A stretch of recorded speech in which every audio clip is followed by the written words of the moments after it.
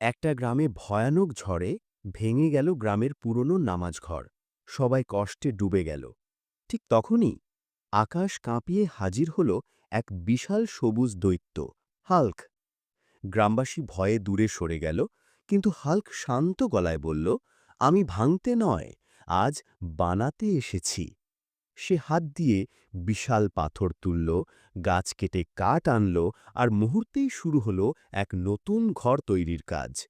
শিশুরা চিৎকার করে উঠল, দেখো, হাল্ক ঘর বানাচ্ছে!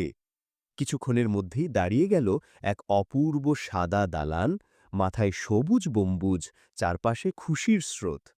হাল্ক হাসি দিয়ে বলল, আসল শক্তি হল মানুষের উপকারে লাগানো।